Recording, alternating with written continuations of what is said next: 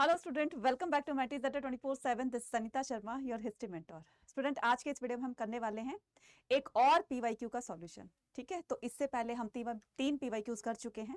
तो जिन्होंने वो पीवाईक्यूज नहीं देखे, क्या जाकर के एक बार जरूर से उसको देखेगा। इससे काफी आपको आपके बोर्ड एग्जाम और प्री बोर्ड एग्जाम में काफी हेल्प मिलेगी। ठीक है ना। तो आज हम करने वाले हैं पीवाईक्यू 4। ठीक है, तो इसको ध्यान से देखिएगा। और अगर आप चैनल पर नए हैं तो फटाफट से चैनल को सब्सक्राइब कर लो, क्योंकि यहाँ पर आपको काफी सारा मटेरियल आपके board exam plus CUET plus आपका प्री बोर्ड सब कुछ आपको इसी चैनल पर मिलेगा। ठीक है ना। और जैसी भी आपको वीडियोस देखनी है, चाहे वो वन शॉट है, चाहे वो आपका टॉपिक वाइज आपको समझना है, ठीक है, चाहे वो आपके एमसीक्यूज हैं, इंपॉर्टेंट क्वेश्चंस हैं, चाहे वो आपके एनसीईआरटी सॉल्यूशन है, आपको कहीं जाने की जरूरत नहीं। आपको सारी चीजें यहीं पर ही आपको मिल जाएंगी। ठीक है, और पीवाईक्यूज तो हम कर ही रहे हैं, तो इससे ना आपकी एक बहुत बहुत अच्छी प्रिपरेशन हो सकती है। राइट, लेकिन इसके लिए आपको क्या करना पड़ेगा, कंसिस्टेंसी बनाकर चलनी पड़ेगी। एक आपको ना लगातार फॉलो करते रहना है और चीजों को समझते हुए चलना है। ठीक है ना।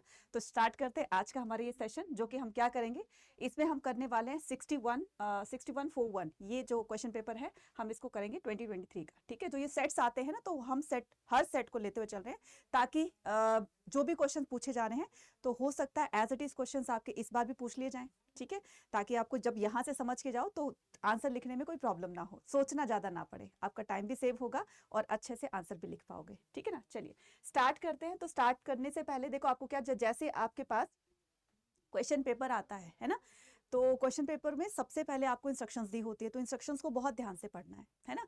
इंस्ट्रक्शंस को पढ़ने का सबसे बड़ा फायदा ये होता है कि हमें पता चल जाता है कि किस क्वेश्चन को हमने कितना टाइम देना है और कितने वर्ड लिमिट्स में लिखना है ना। तो ज्यादा लिखेंगे तो अपना टाइम वेस्ट करेंगे, और कौन सा क्वेश्चन कितने मार्क्स है वो सारी चीजें हमें यहाँ से पता चल जाती है। ठीक है, तो इंस्ट्रक्शंस को बच्चे आपको ध्यान से एकदम बिल्कुल प्रॉपर तरीके से पढ़ना है। तो ये सारी इंस्ट्रक्शन दी हुई है, एक बार मैं फिर से बता देती हूँ कि हिस्ट्री के एग्जाम में आपको 5 सेक्शंस दिए होंगे, section A B C D E. ठीक है, सेक्शन ए में आपके एमसीक्यूज होंगे, सेक्शन बी में आपके क्या होंगे, सेक्शन बी में आपके शॉर्ट क्वेश्चंस होंगे। ठीक है, और सेक्शन सी में जो होंगे, सेक्शन सी में होंगे यानी कि जो आपके एमसीक्यूज है, ठीक है, वो कैरी करेंगे आपके टोटल 21 मार्क्स। ठीक है, हर एक क्वेश्चन कैरी करेगा आपका 1 मार्क। उसके बाद 22 से 27 तक आपके शॉर्ट क्वेश्चंस होंगे और हर क्वेश्चन कैरी करेगा आपके 3 मार्क्स। टोटल आपसे 5 क्वेश्चंस पूछे जाएंगे। सेक्शन सी में हम करेंगे लॉन्ग आंसर्स, तो लॉन्ग आंसर्स आपसे 3 पूछे जाएंगे और हर क्वेश्चन कैरी करेगा कितने, 8 मार्क्स। ठीक है, 8 मार्क्स कैरी करेगा। वर्ड लिमिट्स भी देख लिए इसके, 300 टू 350 वर्ड्स में आपको अपना आंसर लिखना है, और इसमें शॉर्ट आंसर्स में 60 टू 80 वर्ड्स में आपको अपना आंसर लिखना है। ज्यादा बड़ा लिखोगे तो बच्चे टाइम वेस्ट करोगे। ठीक है, सेक्शन डी की बात करते हैं। सेक्शन डी में हमारा क्या होगा, सोर्स बेस्ड क्वेश्चन होंगे।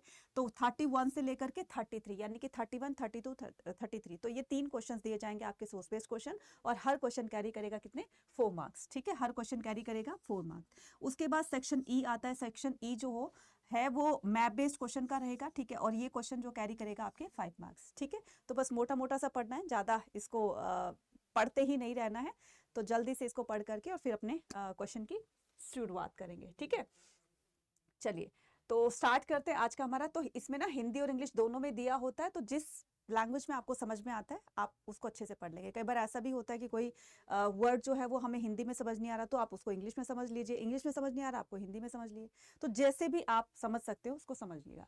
तो फर्स्ट क्वेश्चन आपके सामने है कि बनावली हड़प्पा संस्कृति का, जो बनावली है वो हड़प्पा संस्कृति का, हड़प्पा सभ्यता का एक प्राचीन पुरा स्थल है। निम्नलिखित में से वह किस आधुनिक भारतीय राज्य में स्थित है।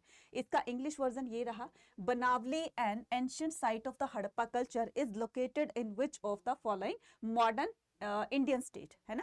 तो ये बनावली कहां पर है, ये तो लड्डू सा क्वेश्चन है मैडम, पहला ही क्वेश्चन बहुत लड्डू सा आ गया है। तो शुरुआत जब इतनी अच्छी से हो गई है तो बाकी के क्वेश्चंस भी देखते हैं, तो हो सकता है वो अच्छे ही होंगे, इजी होंगे। राइट, तो ये क्या हो जाएगा आपका, बनावली कहां पर है बच्चे, हरियाणा में। ठीक है, बनावली कहां पर है, हरियाणा में। हु अमंग द फॉलोइंग, याद रखना बच्चे, एक आपका जो हड़प्पा सिविलाइजेशन है वहां से हर बार आपका मैप क्वेश्चन पूछा जाता है, और एक आपका 1857 के रिपोर्ट से।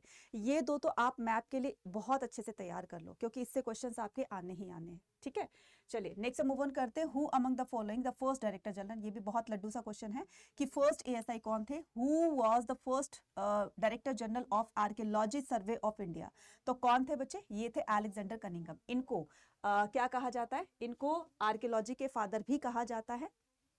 ठीक है, किसको कहा जाता है, अलेक्जेंडर कनिंघम को। राइट, अब चलते आगे की तरफ। देखो अब आपको आइडेंटिफाई द करेक्टर, आपको उस महाभारत के उस करेक्टर का नाम बताना है जिसको पढ़ करके, ये तो स्टेटमेंट दी गई है, इनको पढ़ करके आपको बताना है इसका नाम क्या था। तो महाभारत का करेक्टर है जो कि कौन था, निषाद जाति से था, ठीक है, और द्रोणाचार्य को अपना गुरु मानता था, मुझे लगता है कि अभी समझ गए होंगे आप, है ना। और गेव हिज राइट थंब, और उन्होंने अपना राइट हैंड, जो राइट हैंड का थंब होता है, उन्होंने गुरु दक्षिणा में उसको अपना दान दे दिया था, है ना। गुरु दक्षिणा में किसको दान दिया था, गुरु द्रोणाचार्य को, है ना। तो वो कौन थे वो बताना है आपको, घटोत्कच, नकुल, एकलव्य या फिर Sahdev. Answer will be Eklavya is the correct answer, ठीक है। आंसर क्या हो जाएगा बच्चे, Eklavya is the correct answer. अब बढ़ते हैं नेक्स्ट पर, ठीक है, नेक्स्ट पर बढ़ते हैं। तो ये जो है आगे आपका क्वेश्चन नंबर 4, निम्नलिखित में से ये किसने शब्द कहे, ठीक है, निम्नलिखित में से ये शब्द किसने कहे, कौन से, तुम सब अपने लिए तुम सब अपने लिए खुद ही ज्योति बनो क्योंकि तुम्हें खुद ही अपनी मुक्ति का रास्ता ढूंढना है। याद करो जरा, जब मैंने चैप्टर कराया था तो महात्मा बुद्ध ने क्या कहा था कि सेल्फ एफर्ट्स पर ज्यादा वो किया करो, ध्यान दिया करो। जब तक आप खुद से सेल्फ एफर्ट्स नहीं करते हैं, जब से खुद से अपने चीजों को पाने के लिए खुद ही उसको इनिशिएट नहीं करेंगे, तो कोई दूसरा नहीं आएगा आपको वो चीजें कराने के लिए। इसलिए आपको अपना जो भी आपको एम, अपना जो टारगेट है वो अचीव करना है, तो उसके लिए खुद ही आपको एफर्ट करने पड़ेंगे। तो ये कहना किसका था, ये कहना था गौतम बुद्ध का, ठीक है। तो इसका आंसर जो होगा वो Gautam Buddha is the correct answer, ठीक है बच्चे। नेक्स्ट मूव ऑन करते हैं। निम्नलिखित कथनों में से प्रभावती गुप्ता के बारे में आपको सही कथन बताना है, ठीक है। प्रभावती गुप्ता के बारे में आपको सही कथन बताना है। तो ये जो थी प्रभावती गुप्ता, विच one of the following statement is correct about the Prabhavati Gupta, she was a Gupta queen, बिल्कुल नहीं। गुप्ता की क्या थी, वो प्रिंस थी, राजकुमारी थी, और क्वीन अगर बोले तो वाकाटक की थी, ठीक है। तो क्वीन जो है वो गुप्ता की नहीं थी बच्चे, वो किसकी क्वीन थी, वो थी वाकाटक क्वीन थी, है ना। वाकाटक के राजा से उनकी शादी हुई थी इसलिए, ठीक है। तो यहाँ पर क्वीन की जगह क्या आना चाहिए था, यहाँ पर आना चाहिए था प्रिंसेस, ठीक है, यहाँ पर आना चाहिए था प्रिंसेस, ठीक है। इसलिए ये स्टेटमेंट तो हो जाएगी गलत। She had no access to resources, क्या उनके पास कोई भी जो है एक्सेस नहीं था, ठीक है, रिसोर्सेज का।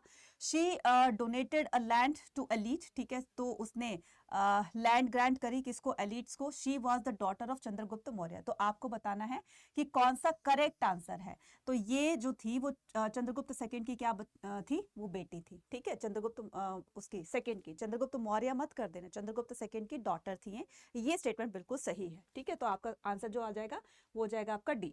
नेक्स्ट मूव ऑन करेंगे। तो नेक्स्ट क्वेश्चन क्या कहता है, question number 6, which one of the following statement are true regarding the Buddha.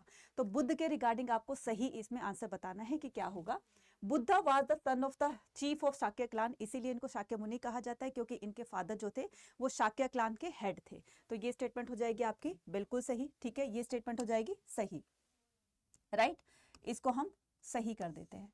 He had a sheltered the upbringing with in the संघा, तो वो उन्होंने अपनी जो भी उनकी टीचिंग्स वगैरह होती थी, ठीक है, जो भी कुछ उनका धर्म को प्रोपोगेट करने का या धर्म के बारे में बताने का या लोगों को एक सच्चा अच्छा मार्ग दिखाने का, तो वो जस्ट एक लिमिटेड एरिया में था, नहीं बचे। तो ये क्या हो जाएगा, बल्कि उसको स्प्रेड किया गया था, तो इसको गलत कर दिया गया। He was informed to the harsh realities of life, तो उनको उनके फादर ने या उनके परिवार में किसी ने उनको जो है जीवन की जो हर्ष रियलिटीज होती हैं, जीवन की सच्चाई होती है, उनको उनसे अवगत कराया नहीं, बल्कि ये होता कि उनके फादर ने तो बल्कि उनको जीवन के दुखों से दूर रखना चाहा था, है ना। वो तो खुद गए थे वहां पर चैरियटर के साथ में, तब जाकर के उनको जीवन के 4 जो बिटर ट्रुथ है वो उनको दिखाई दिए, ठीक है। तो ये स्टेटमेंट भी हो जाएगी गलत। He was deeply anguished when he saw the old man and sick man, तो वो इनसे बहुत ज्यादा प्रभावित होते हैं जब उन्होंने एक बीमार आदमी को और एक बूढ़े आदमी को देखा, तो उनसे बहुत ज्यादा इन्फ्लुएंस होते हैं। तो इसका जो करेक्ट आंसर हो जाएगा वो होगा ए एंड 1 and 4।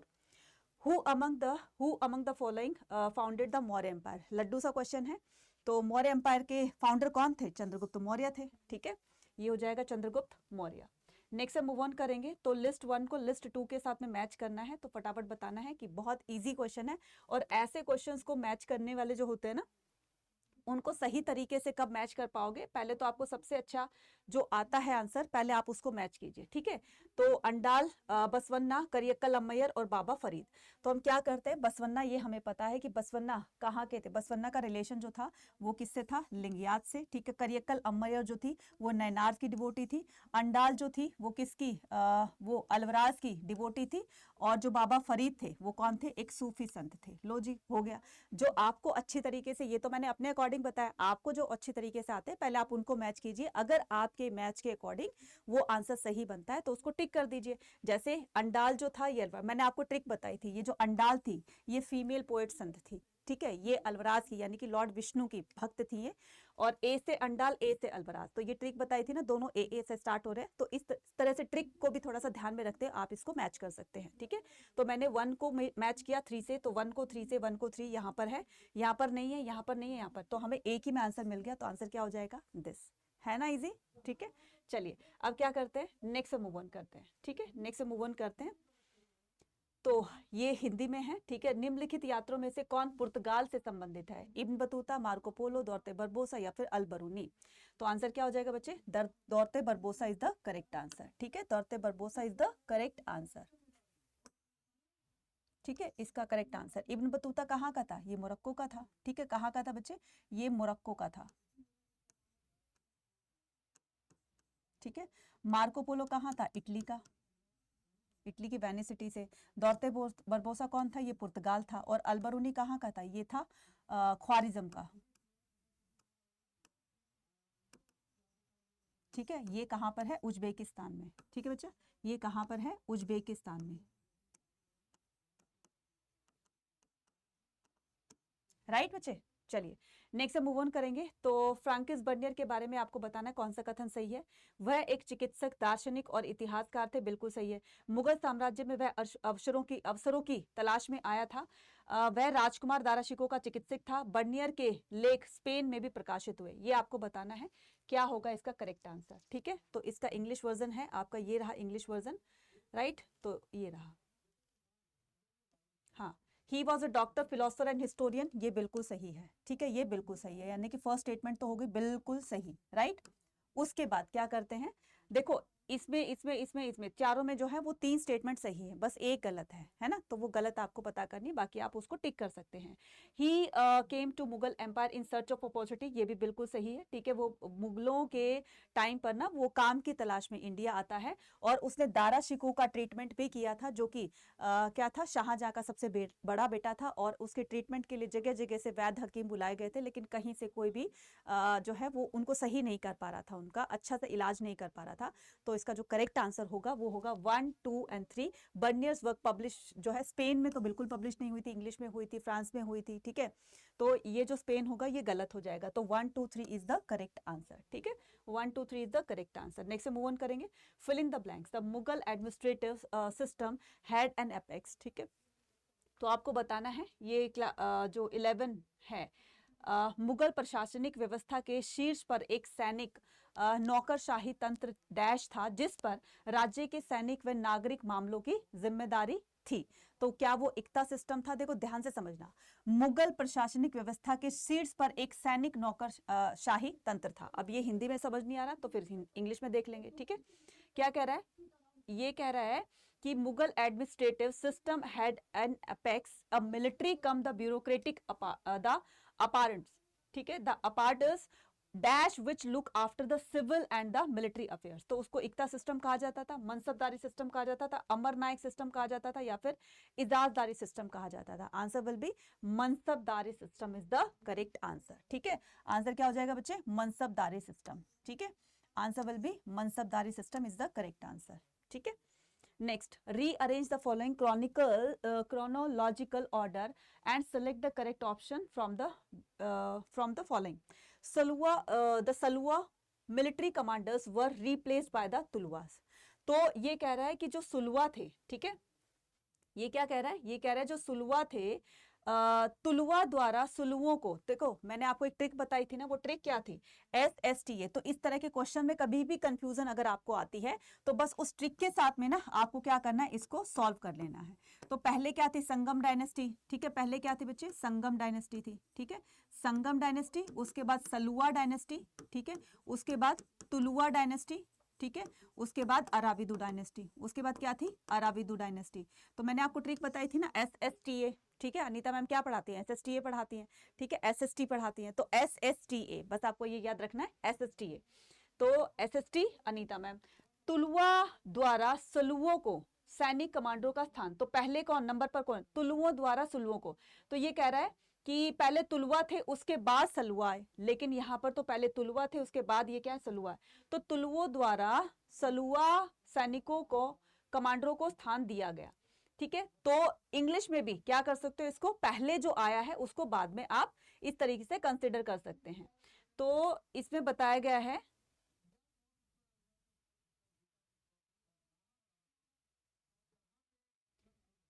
इसमें बताया गया है कि the Saluva military commanders were replaced by the Tuluvas, ठीक है। दो सुलुआ के जो कमांडर्स थे, SSTA बताया ना, तो पहले संगम, फिर सुलुआ, फिर तुलुआ। तो तुलुआ कब आए, उसको सुलुआ को रिप्लेस करके आए, तो ये स्टेटमेंट हो जाएगी आपकी बिल्कुल सही, ठीक है। ये स्टेटमेंट क्या हो जाएगी, बिल्कुल सही हो जाएगी, यानी कि फर्स्ट स्टेटमेंट होगी आपकी सही, कि सुलुआ डायनेस्टी को रिप्लेस किसने किया, तुलुआ डायनेस्टी ने, सही है। Rulers of Odisha were subdued by the Krishnadeva Raya, ये भी सही है। Next, the battle of Talikota rooted out of the Vijayanagar empire, बिल्कुल सही, तालीकोटा के बैटल में बिल्कुल पूरी तरीके से क्या कर दिया था, डिस्ट्रॉय कर दिया था। हरिहर और बुक्का फाउंडेड द विजयनगर एम्पायर, तो सबसे पहले विजयनगर, यहाँ पे फाउंडेशन रखी जाएगी ना विजयनगर की, तो सबसे पहले क्या आ जाएगा, हरि और बुक्का ने ही विजयनगर की फाउंडेशन रखेगी। तो सबसे पहले स्टेटमेंट कौन सी आ जाएगी, हरिहर और बुक्का वाली। तो फोर इसमें भी, इसमें भी, इसमें भी, भाई यहाँ से तो कहानी नहीं सही बनी, क्लियर पिक्चर हमें नहीं मिली, दूसरा कर लेते हैं। तो दूसरे पे बात आते हैं कि उसके बाद ये क्या थे, उसके बाद जो हरि और बुक्का ये संगम डायनेस्टी थे, इसके बाद में कौन आएगी, इसके बाद में सुलुआ डायनेस्टी आएगी। तो सेकंड पे हो जाएगा हमारा क्या, फर्स्ट हो जाएगा। तो 4-1 यहाँ पर भी है, 4-1 यहाँ पर भी, इसका मतलब ये दो तो चलो हो गए एलिमिनेट, ठीक है। थोड़ी सी राहत की सांस मिली हमें, लेकिन अभी भी क्लियर पिक्चर नहीं मिली है हमें। उसके बाद क्या होता है, कृष्णदेव राय के टाइम पर, कृष्णदेव राय कौन से डायनेस्टी के रूलर थे, तो वो थे तुलुआ डायनेस्टी के। वो कौन से थे, तुलुआ डायनेस्टी के। तो संगम के बाद तुलुआ आ जाएगा, तो कृष्णदेव वाला पार्ट जो है वो थर्ड नंबर पर आ जाएगा। इसका मतलब थोड़ी थोड़ी पिक्चर अब हमें समझ में आने लगी है। तो इसका आंसर जो करेक्ट हो जाएगा वो हो जाएगा बी। और लास्ट में क्या आ जाएगा, द बैटल ऑफ तालीकोटा जब खत्म ही हो जाएगा, तो इसका मतलब वो सारी चीजें लास्ट में आएंगी, तो आंसर हो जाएगा इस तरीके से। मुझे लगता है कि ये थोड़ा थोड़ा सा आपको समझ में आ गया होगा। एक दो बार प्रैक्टिस करेंगे तो डेफिनेटली आपको इसी तरह से क्वेश्चंस जो है वो सॉल्व करने की एक थोड़ी सी समझ आप लोगों को मिल जाएगी। नेक्स्ट करते हैं, निम्नलिखित में से किस स्थान पर बृहदेश्वर टेम्पल है, बीजापुर, विजयनगर, बेलूर या फिर थंजावुर। सिंपल सा आंसर है, तो आंसर क्या हो जाएगा, Thanjavur is the correct answer, ठीक है बच्चे। आंसर क्या हो जाएगा, Thanjavur is the correct answer. ये लो, मैंने थंजावुर पे क्या कर दिया, टिक कर दिया, राइट। नेक्स्ट हम मूव ऑन करेंगे, नीचे दिए गए कथनों में, ठीक है, एक एसेशन है, एक रीजन है, निम्नलिखित को ध्यानपूर्वक पढ़ना है। 16वीं और 17वीं शताब्दी में कृषि इतिहास को समझने के लिए हमारा मुख्य स्रोत आईने अकबरी था, बिल्कुल सही। नेक्स्ट कहता है, खेती करों की उगाही और राज्य तथा जमींदारों के बीच के रिश्तों के लिए राज्य द्वारा किए गए इंतजाम का लेखा जोखा इस ग्रंथ में सावधानी से पेश किया गया। तो कारण और कथन आपको दोनों ही बताने हैं कि कौन से सही है कौन से गलत है, ठीक है, वो बताना है। 16वीं और 16 और 17 सेंचुरी में कृषि इतिहास को समझने के लिए हमारा मुख्य स्रोत जो है वो आईने अकबरी है, ये स्टेटमेंट बिल्कुल सही है, ठीक है। खेती और करों की उगाही तथा जो भी रेवेन्यू कलेक्शन होता था, ठीक है, जो स्टेट लेता था इससे फार्मर्स वगैरह से, तो इनका भी वर्णन उसके अंदर मिलता है। तो सही आंसर क्या हो जाएगा, ठीक है, सही आंसर क्या हो जाएगा, देखो इसमें भी किसकी, एग्रीकल्चर की बात की गई है, ठीक है, जो कि आईने अकबरी से मिलती है, और इसमें भी आईने अकबरी को ही किससे बताया गया है, यहाँ पर खेती और करों की उगाही। तो कहीं ना कहीं ये दोनों जो है एक ही चीज पर, एक ही मुद्दे पर बात कर रहे हैं। तो आंसर क्या हो जाएगा आपका, A is the correct answer, ठीक है, A is the correct answer, right बच्चे। चलिए नेक्स्ट मूव ऑन करेंगे, तो नेक्स्ट क्या हो जाएगा, हाँ, 1857 के विद्रोह के दौरान निम्नलिखित में से दिल्ली का सम्राट कौन था। दिल्ली का सम्राट कौन था? ब्रिटिश कादर था, औरंगजेब, बहादुर शाह जफर, फर्रुखशियर। तो आंसर क्या हो जाएगा? बिल्कुल सही answer will B Bahadur Shah Zafar is the correct answer. ठीक है, बहादुर शाह जफर। ये तो लड्डू सा क्वेश्चन है ना, इजी सा क्वेश्चन है, काश ऐसे क्वेश्चन आ जाए हमारे एग्जाम में सारे के सारे, है ना। ये उसका इंग्लिश वर्जन है। ठीक है, अब हम चलते हैं नेक्स्ट पर। ठीक है, चलते हैं नेक्स्ट पर। तो ये रहा आपका इंग्लिश वर्जन, नेक्स्ट का हिंदी वाला ऊपर चला गया है, देख लेना। विच one of the following event, तो आपको यहाँ पर स्टेटमेंट देख करके लिस्ट 1 को लिस्ट 2 के साथ क्या करना है? मैच करना है। Fifth report Deccan riots commission, दामिने को और अमेरिकन सिविल वॉर। ठीक है, जो आपको मैंने क्या कहा सबसे अच्छी तरीके से आते हैं, पहले आप उसको कर दीजिए। ठीक है, तो हम इसके लिए ऐसे क्वेश्चंस को हमने पहले सॉल्व करने के लिए हमें क्या करना पड़ेगा? ईयर्स पता होने चाहिए, है ना। अब आप सोच सकते हो कि ईयर कितने ज्यादा इंपॉर्टेंट है ना। और ये जो चीज बहुत ज्यादा इंपॉर्टेंट है और बार बार आपके एग्जाम में जो है पूछी जा रही है, तो इसका मतलब आपको उस चीज पर ज्यादा ध्यान देना पड़ेगा। ठीक है, और अच्छी तैयारी करना चाहते हैं तो आप मेरे साथ आ सकते हैं महापैक के साथ, या फिर आपका जो ये संघर्ष बैच है, ठीक है, यहाँ पर आ सकते हैं। तो नेक्स्ट करेंगे हम, फिफ्थ रिपोर्ट कब सौंपी गई थी? 1813 में। ठीक है, 1813 में। अगर आपको भी आंसर आ रहे हैं तो फटाफट से आप मुझे आंसर बता सकते हो कमेंट सेक्शन में लिखकर, 1813 में। ठीक है, दामिने को अमेरिकन सिविल वॉर जो थी वो 1861 में थी। ठीक है, दामिने को और आपका जो डेक्कन रैयत कमीशन था वो आपको बताना है कि वो कब आया था। जल्दी से मुझे बताओगे कब आया था? फटाफट से। पानी, हाँ, जब तक मैं पानी पी लेती हूँ, फटाफट करो जरा। हम्म,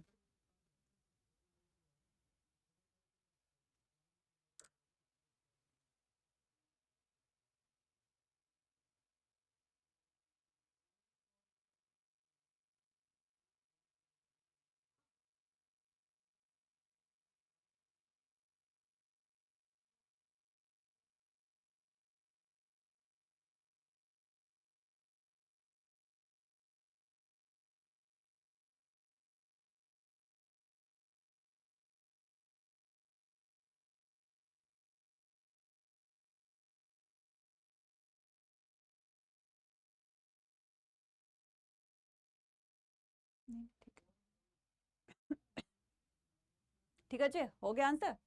हाँ बिल्कुल सही। ठीक है, तो काफी सारे बच्चे आंसर्स भी दे रहे हैं। ठीक है, नहीं पता, बहुत बढ़िया। ठीक है, तो 1813 में फिफ्थ रिपोर्ट आई थी। बॉम्बे डेक्कन रियर्ड कमीशन जो है वो कब आए थे? तो वो आया था 1875 में। ठीक है, दामिने को कब आया था? ये दामिने को कौन कौन सी जगह थी बच्चे? ये जो ब्रिटिशर्स की तरफ से जो सांथाल्स को रहने के लिए, खेतीबाड़ी करने के लिए जो जगह दी गई थी, उसको क्या कहते हैं?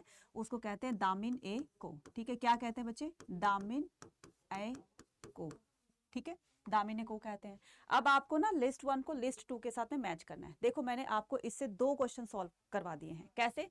कि अगर आपका ईयर से भी क्वेश्चन आता है तो आप ईयर से भी क्रोनोलॉजिकल ऑर्डर में लगा लोगे। ठीक है, और अगर आपका इसको इससे मैच करने के लिए आता है तो आप उसको भी मैच कर सकते हैं। ठीक है, फिर हम चलो मैच कर लेते हैं। तो मैच में क्या करेंगे हम? मैच में देख लेते हैं कि क्या आंसर होने वाला है हमारा। ठीक है, चलिए, तो फिफ्थ रिपोर्ट, ठीक है, रैयत वाली सिस्टम, कॉटन सिस्टम, सांथास लैंड और जमींदारी सिस्टम। ठीक है, तो इसको इससे मैच करना है आपको। बॉम्बे डेक्कन रियर्ड, सांथाल्स लैंड, तो दामिने को ये हमें अच्छे आता है, तो हमने क्या किया? हमने थर्ड को 2 से मैच कर दिया। थर्ड को 2 कहाँ पर है? थर्ड को 2 यहाँ पर देखिए, इसमें नहीं है थर्ड को 2। ठीक है, इसमें नहीं है थर्ड को 2, इसमें नहीं है थर्ड को 2, यानी कि हमारा आंसर ये हो जाएगा। फिर भी एक बार हम इसको कर लेते हैं। ठीक है, तो 1 को 1 से फिफ्थ रिपोर्ट जो है वो जमींदारी सिस्टम, और जमींदारी सिस्टम कौन सा था बच्चे? इसी को ही परमानेंट सिस्टम बोला जाता था। इसी को क्या बोला जाता था? परमानेंट सिस्टम कहा जाता था। ठीक है, क्या बोला जाता था? Permanent system. इसको परमानेंट सिस्टम क्यों कहा गया था? इसको जमींदारी सिस्टम क्यों कहा गया था? क्योंकि जमींदार को इसमें मीडिएटर बनाया था। जमींदार फार्मर से रेवेन्यू कलेक्ट करके और ईस्ट इंडिया कंपनी को दिया करता था, तो मीडिएटर कौन था इसमें? जमींदार था। इसीलिए इसको जमींदारी सिस्टम भी कहा जाता है, और इसको परमानेंट सेटलमेंट इसलिए कहा जाता है क्योंकि एक तरीके से एक फिक्स अमाउंट जो है वो ईस्ट इंडिया कंपनी को रेवेन्यू के रूप में मिलता रहेगा। ठीक है, तो ये हो गया हमारा ये। उसके बाद हम क्या करेंगे? सेकंड को 4 से इसमें मैच किया गया, तो डेक्कन रेट कमीशन जो थे वो किससे? कॉटन बूम से। अब ये जो कॉटन बूम ये क्या था? याद करो जरा कि अमेरिकन सिविल वॉर जब 1861 में स्टार्ट हो गई थी अमेरिका में, तो वो जो ब्रिटेन था अमेरिका से कॉटन सप्लाई करवाता था। तो जब यहाँ पर ये जो सिविल वॉर है, जब यहाँ पर ये छिड़ गई थी तो अमेरिका में जो भी कॉटन कंपनी थी वो शटडाउन होने लगी थी क्योंकि काम करने वाले वर्कर्स नहीं थे। ठीक है, अब पूरा का पूरा जो ध्यान था ब्रिटिश ईस्ट इंडिया कंपनी का कॉटन को लेकर के वो इंडिया में आ गया। तो इंडिया के मर्चेंट्स और पीजेंट्स के तो थोड़े थोड़े से अच्छे दिन आ गए थे, लेकिन क्या पता था कि उनके ये अच्छे दिन जो है वो थोड़े ही टाइम के लिए हैं। लेकिन जैसे ही अमेरिका में सिविल वॉर ब्रेक हो जाती, यानी कि एंड हो जाती है कब, 1865 में, वैसे ही उनके बुरे दिन स्टार्ट हो जाते हैं। तो जो उन्होंने लोन लिया था, अब लोन को रीपे करने के लिए भी उनको प्रॉब्लम फेस करनी पड़ रही थी।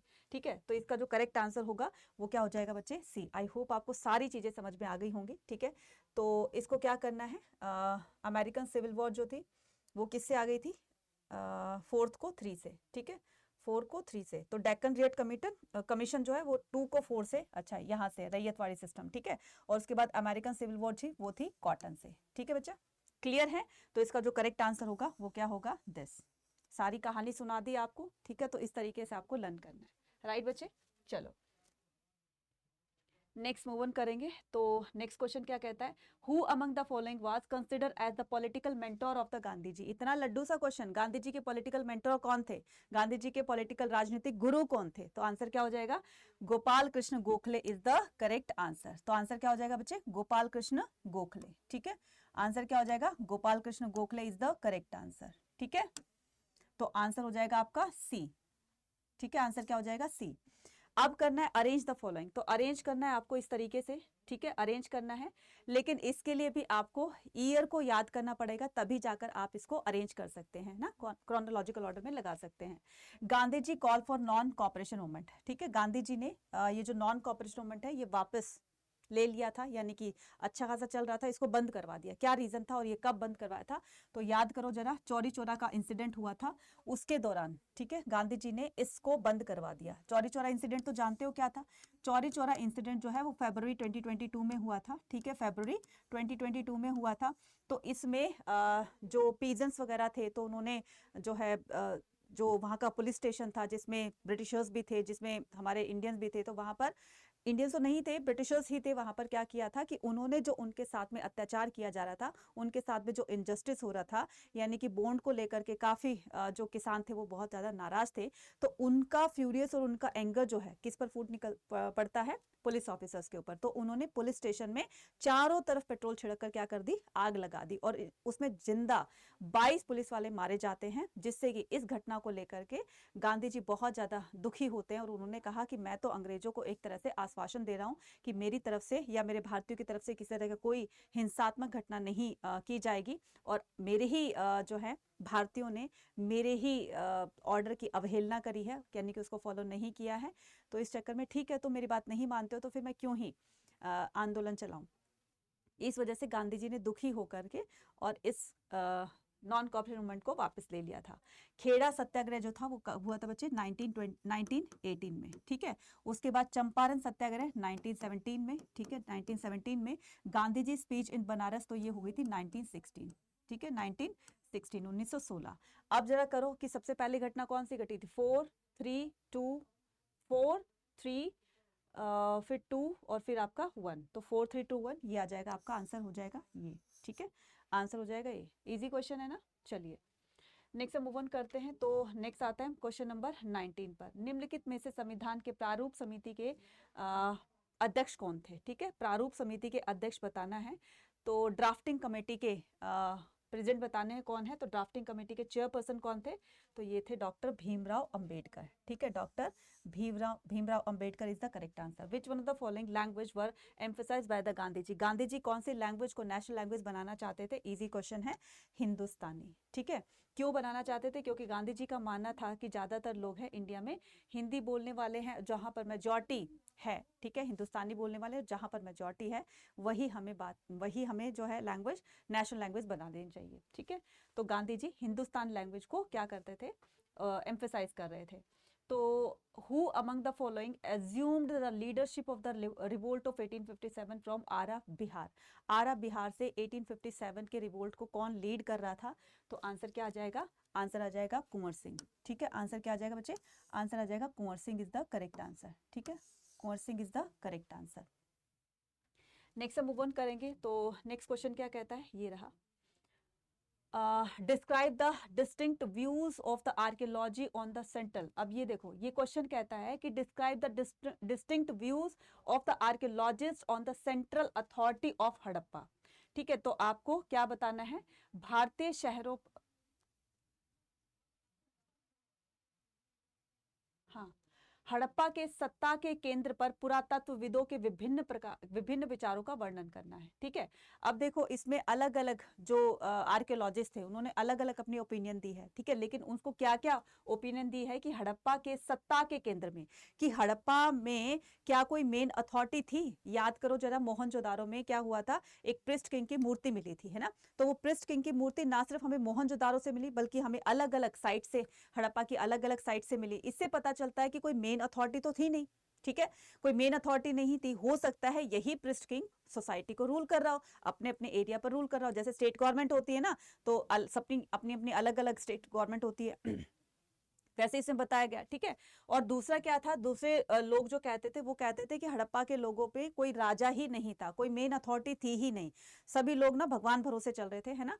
तो इसमें क्या था कि इसमें इस तरीके से क्या करोगे आप, पूरी तरीके से आप उसको डिफाइन कर दोगे। और इसमें आपको तीन पॉइंट लिखने हैं, इसमें आपको ओनली 3 पॉइंट्स लिखने हैं। 3 से ज्यादा लिखोगे तो याद करना कि आप अपना टाइम ही वेस्ट करोगे और कुछ बात नहीं है। ठीक है, उसके बाद हड़प्पा के सत्ता के केंद्र में, ठीक है, तो ये बात हो गई। कुछ आर्कियोलॉजिस्ट कहते हैं कि कोई सॉलिड प्रूफ ना मिलने की वजह से, जैसे देखो मोहनजोदारो में बड़े बड़े पैलेसेस मिले, बड़ी बड़ी बिल्डिंग्स मिली। ठीक है, इससे पता चलता है कि कोई अथॉरिटी थी वहां पर जिसके बिहार पर उन्होंने एक उसको कैटेगराइज कर दिया कि ये जो मेन पैलेस है, जो एक इतना बड़ा पैलेस मिला है, हो सकता है कि ये किसी मेन अथॉरिटी का पैलेस रहा हो जो उस पूरी सोसाइटी को गवर्न किया करती थी। इस तरीके से आप 3 से 4 पॉइंट लिख दोगे। नेक्स्ट आता है कि ईसा पूर्व प्रथम शताब्दी का काल विश्व इतिहास में एक, ये क्वेश्चन मैंने कल भी करवाया था, तो सोच सकते हो कि कितना ये इंपॉर्टेंट होगा। तो बार बार 2 साल में ये पूछा जा चुका है, तो देखोगे। या फिर बुद्ध को उस युग का सबसे प्रभावशाली शिक्षक क्यों माना जाता है, ये करना है। ये मैंने क्वेश्चन कल बता दिया था, हम क्या करेंगे इसको करते हैं। फिर भी एक बार बता देती हूँ कि ईसा पूर्व प्रथम शताब्दी का काल विश्व इतिहास में एक महत्वपूर्ण मोड़ लेकर आया। तो वो मोड़ क्या था? तो देखो, जब हड़प्पा डिक्लाइन हो गई थी तो फिर क्या करने लगे? हड़प्पा में एक रीजन डिक्लाइन का हमने ये भी पढ़ा था कि बाहर से ना कुछ आर्य लोग आ गए थे, उन्होंने पूरे हड़प्पा के लोगों को मार दिया था और वो खुद आकर वहां पर सेटल्ड हो गए थे, है ना? तो यही लोग क्या करेंगे? यही लोग वेदों को कंपोज करेंगे, ऋग्वेद को कंपोज करेंगे, और इंदस रिवर और उसकी ट्रिब्यूटरीज के पास बैठ करके ऋग्वेद को कंपोज किया जाएगा, है ना? तो ऋग्वेद को कंपोज किया जाएगा। अब ऋग्वेद के कंपोजिशन के बाद में फिर 3 और किए जाएंगे। तो इंदस रिवर, ये जो मेन इंदस रिवर थी आपकी, और इसकी जो ट्रिब्यूटरीज थी कौन कौन सी? रावी, ठीक है, रावी, ब्यास, झेलम, चेनाब और सतलज। ठीक है, ये 5 क्या थी बच्चे? सहायक नदियां थे, ट्रिब्यूटरी थी। इन्हीं के आसपास में बैठकर वहां के लोगों ने, जो बड़े बड़े ऋषि मुनि थे, मतलब जो पहले आए थे, उन्होंने वेदों को कंपोज किया। ठीक है, उसके बाद जो जन होंगे, ठीक है, जन कौन होंगे बच्चे? जन किसको कहते हैं? जन कहते हैं पीपल को। ठीक है, जन किसको कहते हैं? पीपल को कहते हैं। ठीक है, लोगों को कहते हैं। तो लोगों का ग्रुप जहां पर आकर के सेटल्ड हो जाएगा, एक जगह पर रहने लगेगा, तो ये क्या बन जाएगा? ये बन जाएगा जनपद। ये क्या बन जाएगा? ये बन जाएगा जनपद। और ये जो जनपद होंगे, ये बहुत सारे जनपद होंगे, क्योंकि अब छोटे छोटे ग्रुप्स में लोग रहने लगेंगे, कबीलों में रहने लगेंगे। अब एक कबीला दूसरे कबीले के ऊपर अटैक करके वो अपने कबीले को बड़ा बना लेगा, तो ये धीरे धीरे क्या बन जाएंगे? ये महाजनपद में कन्वर्ट हो जाएंगे, है ना? और यही रीजन था कि सिटीज बनने लगेंगी, स्टेट्स बनने लगेंगे। तो इस तरीके से आप डिफाइन कर दोगे, ना सिर्फ इंडिया के अंदर बल्कि यही चीजें बाहर के देशों में भी हुई थी। और फिर उसके बाद आप मेटल का इन्वेंशन देखोगे, ठीक है, फायर का इन्वेंशन देखोगे, वो सारी चीजें आप लिख सकते हो। नेक्स्ट करते हैं हम, बुद्ध को सबसे प्रभावशाली शिक्षक क्यों माना गया? क्योंकि गौतम बुद्ध की जो शिक्षाएं थी कंपैरेटिव टू अदर चीजों के बहुत ज्यादा इजी थी। जैसे सोसाइटी में क्या था, हमारे जो एंशिएंट सोसाइटी थी उसमें ब्राह्मण, क्षत्रिय, वैश्य, शूद्रों को 4 कैटेगरीज में डिवाइड किया गया था, है ना? उन 4 कैटेगरीज में डिवाइड करने के बाद ब्राह्मण,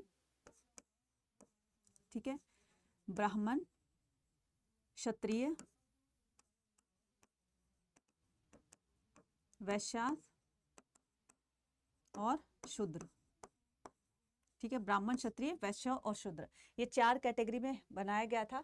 तो ब्राह्मणों के अकॉर्डिंग ना क्षत्रिय ही क्या हो सकता है? क्षत्रिय ही राजा हो सकता है, बाकी की 3 कैटेगरी से कोई राजा नहीं बनेगा। सिर्फ इसमें ये बताया गया था कि ब्राह्मणों को ही वेद पुराण पढ़ने का राइट है और कोई नहीं पढ़ेगा। वैश्यों का काम था कि वो एग्रीकल्चर करें, जो ट्रेडिंग होती है वो करेंगे, स्कल्पचर्स होंगे, आर्टिशंस होंगे, उनको ये कैटेगरी में रखा गया था। शूद्रों को बोला गया था कि अपने से ऊपर की 3 कैटेगरी को आपको क्या करनी है, अपनी सर्विसेज प्रोवाइड करनी है, इसके अलावा तुम्हें कोई काम नहीं करना है। चांडाल्स को, अनटचेबल्स को बहुत ही गांव से दूर रखा जाता था, उनको वैदिक संस्कृति से, वैदिक ट्रेडिशन से बहुत दूर रखा गया था। उनको ये भी मना किया गया था कि वो लोग कोई वेद पुराण नहीं पढ़ सकते हैं। महिलाओं को और शूद्रों को टेम्पल में जाने की भी अलाउंस नहीं थी। अब इस तरह की सोसाइटी में जो भी रिचुअल्स फॉलो किए जाते थे, ब्राह्मणों के द्वारा बनाए हुए रूल्स को फॉलो करते थे। तो महात्मा बुद्ध ने और जो बाकी थिंकर्स थे, ना सिर्फ मैं इंडिया की बात कर रही हूँ बल्कि बाकी के थिंकर्स ने भी अपने अपने कंट्रीज में उसको रिफॉर्म किया, इस ऐसे सिस्टम को। तो महात्मा बुद्ध ने हमारे इंडियन जो सिस्टम फैला हुआ था इंडिया में, ठीक है, तो उसको क्या किया, रिफॉर्म किया। महात्मा बुद्ध क्वेश्चन करेंगे कि ये जो शूद्र होते हैं, क्या ये जो है वो इंसान नहीं है? ये जो कास्ट आपने डिवाइड करी है तो ये क्यों करी है? ठीक है, अगर तुमने कास्ट डिवाइड कर दी है तो लेकिन लोगों के साथ में तुमने क्यों डिस्क्रिमिनेशन किया है ना? क्यों इतना भेदभाव किया जा रहा है? तो इस तरह का जो कास्ट सिस्टम है वो बिल्कुल बेकार है। जो ब्राह्मण कहते थे कि हवन यज्ञ को करने से, पूजा पाठ करने से मोक्ष की प्राप्ति होगी, क्या ऐसा ना करने वालों को क्या मोक्ष की प्राप्ति नहीं हो सकती? वो कहते थे अपने सेल्फ एफर्ट से अगर इंसान चाहे ना तो वो मुक्ति, वो जो है मोक्ष प्राप्त कर सकता है। अगर वो लाइफ की रियलिटी को जानना चाहता है तो उसके लिए उसको खुद ही एफर्ट करने पड़ेंगे, जैसे कि उन्होंने किए थे, महात्मा बुद्ध ने किए थे, है ना? तो महात्मा बुद्ध को जो 4 बिटर ट्रुथ दिखाई देते हैं, मतलब पता चलते हैं अपनी लाइफ में, तो वो क्या करते हैं, खुद ही सच की तलाश में निकल जाते हैं और मेडिटेशन के थ्रू जो है वो सच की प्राप्ति करते हैं। तो इस सच को पा करके, लाइफ की रियलिटी को जान करके उन्होंने लाइफ की रियलिटी को लोगों को बताया। क्या बताया? कि संसार जो है ना वो दुखों का घर है। जब तक हम संसार में रहेंगे हमें दुख मिलते रहेंगे, और इस दुख का कारण क्या है? हमारी इच्छाएं हैं। उसको क्या कर दोगे? 3 नंबर में लिखना है बच्चे, ठीक है, 3 मार्क्स में लिखना है, ज्यादा नहीं करना। बस वैसे तो मैं बहुत बड़ा इसको बता सकती हूँ, लेकिन आपको सिर्फ 3 मार्क्स में लिखना है। 3 पॉइंट लिख देंगे, जो भी मैंने बताया उसमें से कोई भी 3 पॉइंट। विजयनगर के स्थान का चयन विरूपाक्ष और पंपा देवी के तीर्थ मंदिरों के अस्तित्व से प्रेरित था। आपको इस कथन को न्याय संगत ठहराना है, ठीक है? तो विजयनगर के स्थान का चयन, विजयनगर जो फाउंड किया गया था ना, जहां पर फाउंड किया गया था वो, तो उसके पीछे बहुत सारी कहानियां हैं। जैसे वहां के पृष्ठ, वहां के पुजारी बताते हैं कि उन्होंने जो है जो भी उनको पता चला, उनके जो एंसेस्टर्स ने बताया कि विरूपाक्ष भगवान और पंपा देवी जो थे, उन्होंने सपने में आकर के उनको बोला, जो भी पहले रहे होंगे उनको बोला कि तुम्हें यहाँ पर एक ऐसी नगरी का निर्माण करना, एक ऐसा नगर बसाना है जिसमें कि लोग जो हैं बहुत सुखी रहेंगे और बहुत ज़्यादा वो क्या करेंगे, एक बहुत ब्यूटीफुल सी सिटी बनानी है, बहुत ब्यूटीफुल सा नगर बसाना है तुम्हें, जहाँ के लोग बहुत खुश रह सके और ये दुनिया की सबसे ब्यूटीफुल सिटी होगी। तो इस तरीके से तुम्हें एक रिस्पॉन्सिबिलिटी दी जाती है कि तुम्हें इसकी फाउंडेशन रखनी है, ठीक है? तो इनके आशीर्वाद से विरूपाक्ष भगवान और पंपा देवी के आशीर्वाद, विरूपाक्ष भगवान किसको? लॉर्ड शिवा को, और पंपा देवी यानी कि पार्वती जी को डोनेट करता है। तो इन्हीं के आशीर्वाद से, और ये एक ऐसा जो कहते हैं ना प्लेस था कर्नाटक में, क्या, विजयनगर, है ना? तो विजयनगर एक ऐसा प्लेस था जो कि उनके लिए एक पवित्र स्थान से कम नहीं था, क्योंकि खुद पंपा देवी जो वहाँ की मदर लोकल गॉडेस थी, तो उन्होंने वहाँ पर खुद जो है, बहुत टाइम पहले माना जाता है कि वो खुद यहाँ पर रही थी, और इस तरीके से उन्होंने इसी जगह को चयन किया कि तुम्हें यहाँ पर एक नगरी का निर्माण करना, एक नगर बनाना है, और इस तरीके से वहाँ पर लोग जो है रहेंगे और बहुत ही सुख समृद्धि वहाँ पर होगी। इस तरीके से अपने उत्तर की पुष्टि करनी है, न्याय संगत ठहराइए, तो इस तरीके से आप उसमें बता दोगे, ठीक है? जो गॉड के ब्लेसिंग से जो भी सिटी, जो भी टाउन वहाँ पर स्टैब्लिश किया गया है, तो वो जाहिर सी बात है कि वो फ्लरिश होगा ही होगा, है ना? नेक्स्ट बात करते हैं, who among the following serve the chair. अच्छा, ये हो गया, ये आपका वो है, ठीक है? अब चलते हैं हम अपने क्वेश्चन नंबर 25 पर। भारतीय शहरों पर इब्न बतूता के विचारों का, ये क्वेश्चन कल भी मैंने करवाया था आपके 3rd PYQ में, है ना? तो भारतीय शहरों पर इब्न बतूता के विचारों को, इब्न बतूता ने क्या कहा कि जो इंडिया है ना वो बहुत बहुत बड़ी कंट्री है ना? और इसमें 2 जो बताए गए हैं, कौन? दिल्ली, ठीक है, दिल्ली, और कौन सा? दिल्ली, महाराष्ट्र का कौन सा? दौलताबाद, ठीक है, दिल्ली और दौलताबाद, ये 2 सिटी ऐसी हैं जो कि मोस्ट पॉपुलेटेड हैं, ठीक है, जो कि मोस्ट पॉपुलेटेड हैं, ठीक है, और क्या है, पॉपुलेटेड है, जिसमें कि बहुत सारी जनता वहाँ पर रहती है, बहुत सारे लोग वहाँ पर रहते हैं, एज वेल एज ये बिग सिटी में इनको बताया गया है। ठीक है, ये क्या है, ये बिगेस्ट सिटी है, किसकी, बिगेस्ट सिटी इन इंडिया। तो ये इंडिया की सबसे बड़ी सिटीज में काउंट किए गए, ये बताना था किसका, इब्न बतूता ने। इब्न बतूता की बुक का नाम क्या था बच्चे, इब्न बतूता की बुक का नाम रहला था। इस रहला में उसने इंडियन स्टेट को डिफाइन किया है। इसने बताया है कि दिल्ली में ना बहुत छोटे छोटे गेट होते थे, जो सबसे बड़ा गेट होता था उसको क्या कहते हैं, बुडौन दरवाजा कहते हैं ना। उस बुडौन दरवाजा पे जो हर गेट पर, जैसे आपने अभी भी दिल्ली में आप रहते हो या आपने कभी विजिट किया होगा, तो जो गलियां होती है ना, कंजस्टेड होती हैं, स्ट्रीट होती है वो बहुत कंजस्टेड, छोटी छोटी सिकुड़ी सिकुड़ी सी गलियां होती है ना। और कहीं कहीं पर आपने देखा हो बहुत बड़े बड़े बोर्ड्स होते हैं, है ना, जैसे दिल्ली गेट देखा आपने, है ना। तो वहां पर एक तरह से वो उसकी आइडेंटिटी है, किसकी, दिल्ली की, कि ये जो है दिल्ली का एंट्रेंस गेट है। और ऐसे बहुत सारे गेट्स आपको दिल्ली के अंदर मिलेंगे। तो जो सबसे बड़ा गेट था उसको बुडौन दरवाजा बोला जाता है। साथ साथ में जो है वो इब्न बतूता ने इंडिया के पोस्टल सिस्टम को भी डिफाइन किया। तो आप इसमें भी एक पॉइंट अपना बना सकते हो। इस तरीके से आप 3 से 4 पॉइंट लिख दोगे। नेक्स्ट हम मूव ऑन करते हैं कि मुगल साम्राज्य में बर्नियर ने भूमि पर राजकीय स्वामित्व को राज्य तथा उसके निवासी दोनों को के लिए हानिकारक बताया। ये भी क्वेश्चन बहुत बहुत ज्यादा इजी है। क्या बताएंगे, how did explain the Bernier found in the crown ownership. Bernier ने कहा, बर्नियर की बुक का नाम क्या था, the travels in the Mughal empire. ठीक है, तो बर्नियर की बुक का नाम क्या था बच्चे, बर्नियर की बुक का नाम था travels in the Mughal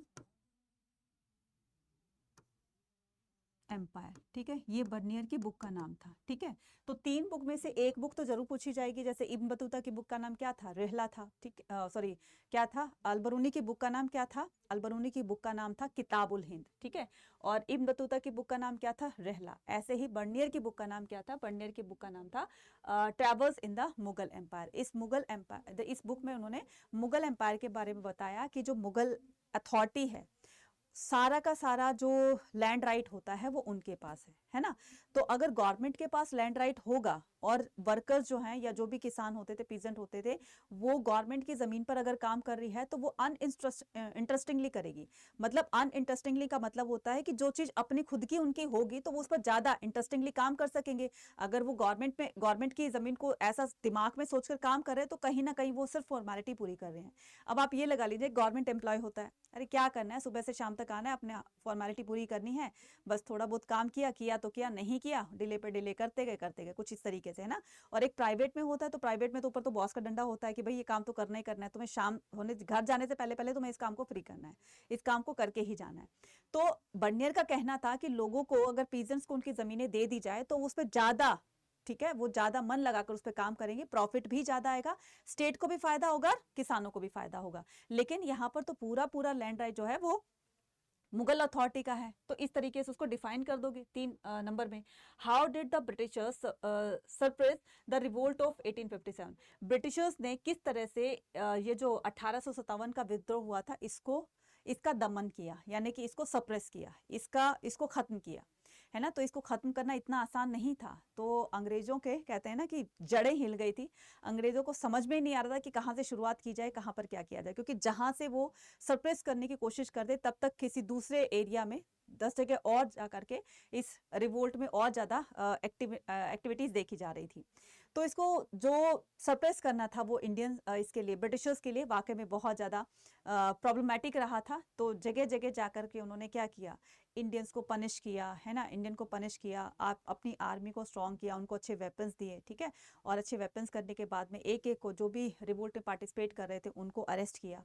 arrest करने के बाद में फिर उनके लीडर को, तो लीडर को किसी को डिथ्रोन कर दिया। जैसे अवध के नवाब किसको, इनको क्या बोलते हैं, अवध के नवाब कौन थे, उनको क्या कर दिया, डिथ्रोन कर दिया और इनको कलकत्ता भेज दिया गया। ठीक है, तो कलकत्ता भेज दिया गया और फिर उनके बाद जैसे झांसी को एक बार कर लिया। तो ये जो उनका एक दमन करने का या जो एक उनका सरप्रेस करने का जो तरीका था, यानी कि उन्होंने सहायक संधि के रूप में कि भाई सहायक संधि उन्होंने क्या कर ली, ये जो आपकी सब्सिडरी अलायंसेस थी तो वहां पर उसके सिग्नेचर करवा लिए, है ना, कि तुम इस सिग्नेचर जब जैसे इस डॉक्यूमेंट पे सिग्नेचर किए गए तो जो पर्टिकुलर राजा होता था वो किसी दूसरे देश के साथ में, किसी दूसरे राजा के साथ में कोई किसी तरह का रिलेशन नहीं रखेगा, और रखेगा तो पहले वो उसको अथॉरिटी देगा। कुछ राज्यों को हड़प लिया गया, किसकी, हड़प की नीति के द्वारा, कि अगर किसी की मेल सक्सेसर नहीं होती थी, अगर किसी के कोई पुत्र नहीं होता था, पुत्र अधिकारी नहीं होता था, तो उनके राज्यों को उनमें शामिल कर लिया जाता था। तो इस तरीके से ब्रिटिश एम्पायर में जो है उसको इंक्लूड करके, और इस तरीके से ब्रिटिश एम्पायर जो है बड़ा होता चला गया। किसी को बोला गया कि अगर तुम ये बात नहीं मान रहे हो तो उनको बैटल करना पड़ेगा, तो उस बैटल में भी बुरी तरीके से उनको हरा देते थे, क्योंकि उनके पास वेपन्स बहुत ज़्यादा अच्छे थे, ठीक है। उनके लीडर को अरेस्ट कर लिया गया, ठीक है। और लीडर एक बहुत ही जो एक मैं अपने पॉइंट ऑफ व्यू से कहूँ कि 1857 में ये भी हमारी बुक में लिखा हुआ है कि वेपन्स का, कम्युनिकेशन का, या फिर पैसा ना होने की वजह से भी ये रिवोल्ट जो है वो बहुत ज़्यादा सक्सेसफुल नहीं हुआ। क्योंकि अगर जमींदार या जो कोई रिच पर्सन है, जो भी रिच पीपल है, अगर वो रिबेलियंस का साथ देते तो ये जो रिवोल्ट था ये और ज़्यादा स्प्रेड हो सकता था, है ना। इस तरीके से उन्होंने बहुत कोशिश की, लीडर को अरेस्ट किया, बहुत लोगों को मारा पीटा, बहुत लोगों को शूट कर दिया, ठीक है। इस तरीके से ना बहुत बड़े लेवल पर इनकी जो हुई थी, क्या बोलते हैं, नुकसान किया गया था, और इस तरीके से उसको सप्रेस कर दिया गया, ठीक है। और इसके अलावा वो क्या कर रहे थे, इसके अलावा जैसे जो ब्रिटिशर्स होते थे वो इंडियन को किस तरह से एक्सप्लॉइट करते थे, तो वो एक्सप्लॉइट करते हुए जो बैनर्स होते थे, कैलेंडर्स वगैरह होते थे, वो लोगों को दिखाते थे, आर्टिकल्स छपवाते थे, किसमें, न्यूज़पेपर में, ताकि लोग उनको पढ़ें, उनके पढ़ करके उनके उनके अंदर ना एक डर का माहौल पैदा हो जाए, डर उनके दिमाग में बिल्कुल छप जाए कि भाई ऐसा करेंगे तो उनको इस तरह की पनिशमेंट मिल सकती है। जिनको वो अरेस्ट करते थे तो गांव के चौराहे के बीच में पेड़ से लटकाकर उनको फांसी दे दिया करते थे। तो तोप के जो कैनन होती है ना, उनके मुंह पे बांध करके इस तरीके से उनको उड़ा दिया करते थे। तो ये सारे गांव वालों को बुला करके और ये सारी एक्टिविटीज उनके सामने किया करते थे। इस तरीके से ना उनके, कहते हैं ना, उनके मन में डर पैदा हो गया, एक दहशत का माहौल बन गया था लोगों के अंदर कि अगर हम ये ऐसी इस तरह की एक्टिविटीज करेंगे तो वो हमारा क्या हाल कर सकते हैं। तो बस इस तरीके से डिफाइन करना है। नेक्स्ट आता है सॉल्ट मार्च। ये हर बार पूछा गया है बच्चे, हर बार ये सॉल्ट मार्च पूछा गया है, तो इसको अच्छी तरीके से आपको सॉल्ट मार्च को करना है। Salt march was the notable, salt march को क्यों इतना नोटेबल किया गया, यानी कि क्यों इतना ये was notable event in the Indian freedom movement, क्योंकि ये जो था ना, इसके आप 3 रीजन लिखोगे, 3 बातें लिखोगे इसमें, ठीक है। वो 3 बातें क्या थी कि सबसे पहले इसमें ना फर्स्ट टाइम में, ठीक है, फर्स्ट टाइम फीमेल की पार्टिसिपेशन देखी गई थी, first time participation of the female, ठीक है, पार्टिसिपेशन ऑफ फीमेल, ठीक है। तो सबसे पहले, इससे पहले जो थी जो भी मूवमेंट वगैरह होते थे तो उसमें फीमेल की पार्टिसिपेशन इतने बड़े लेवल पर नहीं देखी गई थी, थोड़ी बहुत ही थी जो गांधी जी के साथ में रहती थी या जो भी पॉलिटिकल एक्टिविटीज थी वही मूवमेंट में पार्टिसिपेट किया करती थी। लेकिन जैसे ये सॉल्ट मार्च स्टार्ट हुआ तो सॉल्ट जो है वो फीमेल को ज़्यादा पता होती है, विमेंस को ज़्यादा पता होती है ना। तो यहाँ पर आप पार्टिसिपेशन ऑफ विमेन कर सकते हो, ठीक है, फीमेल की जगह आप विमेन कर दो, राइट, दोनों ही ठीक है। तो जो विमेन थी वो सॉल्ट की वैल्यू को ज़्यादा समझ पाती है कंपेरेटिव टू मैन के, क्योंकि घर में खाना वाना वही बनाती है, और जो सॉल्ट होता है वो हमारे फूड आइटम का एक एसेंशियल पार्ट होता है। अगर इसी को ही मान लो इस पर ही उन्होंने टैक्स लगाया है तो सरासर ये इनजस्टिस है इंडियंस के साथ में, ऐसा उनको नहीं करना चाहिए। गांधी जी ने बहुत बार इनको वार्न भी किया, लेटर्स वगैरह लिखे, अपील भी करी ईस्ट इंडिया कंपनी को, लेकिन उनकी बात को फॉर ग्रांटेड लिया गया, ठीक है। और दूसरा क्या करोगे इसमें जो है गांधी जी को ये जो कमला देवी चट्टोपाध्याय थी इन्होंने और बाकी जो एक्टिविस्ट थी, ठीक है, सोशल एक्टिविस्ट थी, इनके कहने पर फीमेल की पार्टिसिपेशन को देखा गया था। दूसरा ये कि ये इतना बड़े लेवल पर ये जो मूवमेंट चला, ठीक है, ये वाकई में बहुत बड़े लेवल पर था, ठीक है। तो ये क्या करोगे, बिगेस्ट, क्या करोगे, फर्स्ट टाइम बिगेस्ट मूवमेंट रहा था, मतलब उससे उसके बाद में तो रहे थे एक के बाद एक बहुत बड़े बड़े मूवमेंट चलाए थे, लेकिन अब तक का, इससे पहले छोटे छोटे मूवमेंट चले थे, अब तक का सबसे बड़ा मूवमेंट ये था। तो इसमें लोगों ने, हर तरह के लोगों ने उसमें पार्टिसिपेट किया, चाहे वो किसी कास्ट से थे, चाहे वो किसी रिलीजन से थे, ठीक है, चाहे वो किसी मतलब कास्ट से, क्रीड से, रिलीजन से, कम्युनिटी से, हर तरह के लोग इसे पार्टिसिपेट कर रहे थे। गांधी जी के इस कदम से जो है वो पूरी दुनिया की नज़र जो है इंडिया पर आ गई थी कि अब इंडिया का अगला कदम क्या होगा ब्रिटिशर्स के खिलाफ। तो इस तरीके से आप उसमें 3 से 4 पॉइंट लिख दोगे। क्लियर? अब हम आ गए हैं सेक्शन सी पर। ठीक है, हमारे क्या हो गए, एमसीक्यूज हो गए। सेकंड नंबर पर हमने शॉर्ट क्वेश्चंस भी कर लिए। अब हम क्या करेंगे, अब हम थर्ड सेक्शन पर आते हैं जो कि हमारा क्या है, लॉन्ग आंसर्स हैं। According to the Brahmanical theory only Kshatriya could be kings in the early state. तो ब्राह्मणिकल थ्योरी के अकॉर्डिंग सिर्फ क्षत्रिय ही राजा बन सकता है। However several other ruling lineage probably had different origin explain the. बिल्कुल सही बात है, लेकिन यहाँ पर क्षत्रिय फैमिली के अलावा ब्राह्मण भी राजा बने हैं और शूद्र में से भी राजा बनाए गए हैं, ब्राह्मण भी राजा बना है, क्षत्रिय तो थे ही। तो ये बात जो है ब्राह्मणिकल जो टेक्स्ट है या ब्राह्मणिकल के अकॉर्डिंग है, आपको उसको डिफाइन करना है कि किस तरह से इनकी बात को थोड़ा सा झूठा साबित किया गया, वो कैसे किया गया। ब्राह्मण कहते थे कि क्षत्रिय ही राजा बन सकते हैं, ठीक है, क्षत्रियों के अलावा कोई और राजा नहीं बन सकता है। लेकिन आप देखोगे जैसे इसमें बताया गया है कि गौतमी पुत्र शातकर्णी, ठीक है, कौन, गौतमी पुत्र शातकर्णी, ठीक है, गौतमी पुत्र शातकर्णी, ठीक है, ये कौन थे, बायकास्ट एक ब्राह्मण थे। ये कौन थे बच्चे, बायकास्ट एक ब्राह्मण थे, ठीक है। और देखेंगे कि मौर्य, ठीक है, चंद्रगुप्त मौर्य जो था,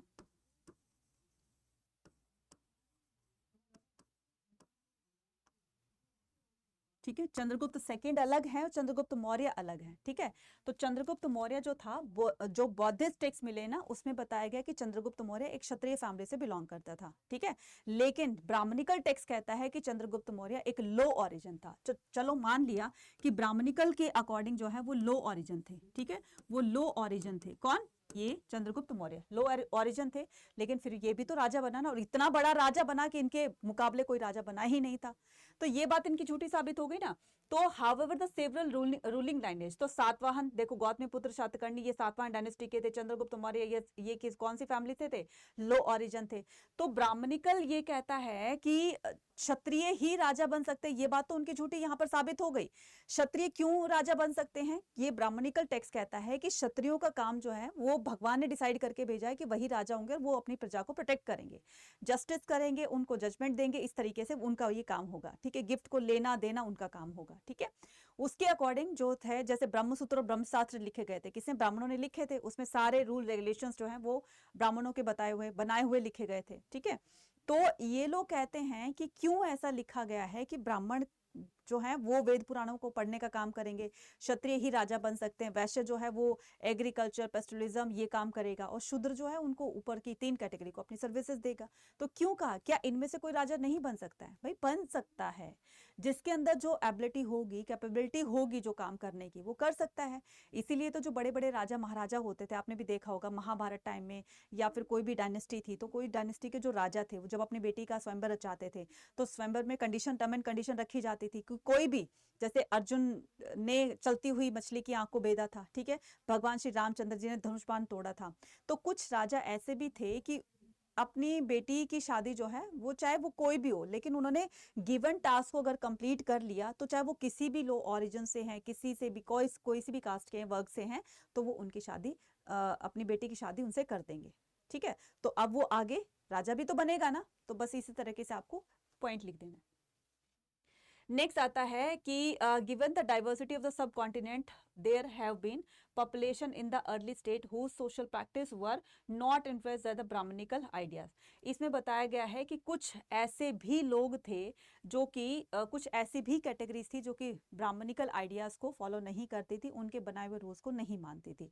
इसमें बेस्ट एग्जाम्पल दोगे आप, जैसे निषाद हैं, ठीक है, निषाद वो जंगलों में रहते थे, निषाद जाति से एकलव्य बिलोंग करता था। तो कुछ जातियां ऐसी भी थी जो ब्राह्मणिकल टेक्स्ट को नहीं मानती थी, ब्राह्मणों के बनाए हुए रूल्स को नहीं मानती थी, ठीक है, और उनके रूल्स को ना मानते हुए उन्होंने खुद को प्रूफ करके दिखाया कि क्या वो ये काम नहीं कर सकते हैं, बिल्कुल कर सकते हैं।